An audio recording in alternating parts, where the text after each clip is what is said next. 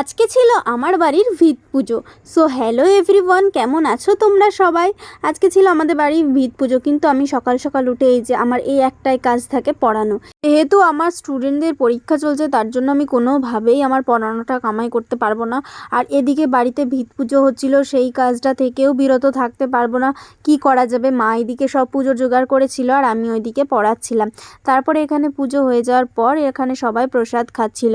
আর আজকে যেহেতু আমাদের বাড়ি পুজো হলো, তার জন্য আমাদের বাড়িতেই সবাই খাওয়া দাওয়া করবে।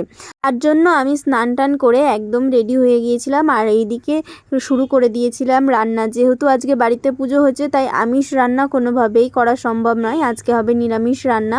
মানে সব রান্না প্রায় হয়েই গিয়েছিল, শুধু পনিরটা বাকি ছিল। আর এখানে রান্না শেষ হতে না হতেই সবাই এখানে খেতে বসে গিয়েছে, দেখতে পাচ্ছ। তারপরে এখানে আমিও খেতে বসে গিয়েছিলাম। তারপরে খাওয়া দাওয়ার পর সন্ধ্যায় হতে না হতেই আবার সেই আমার একটাই কাজ, পড়ানো। তারপরে এদের আবার পড়াতে বসে গিয়েছিলাম। আর এই যে বুগ্গু এখানে নেচেই যাচ্ছে নেচেই যাচ্ছে। তো আজকের মতো এইটুকুই, আবার দেখাবে নেক্সট মিনি ব্লগে। বাই।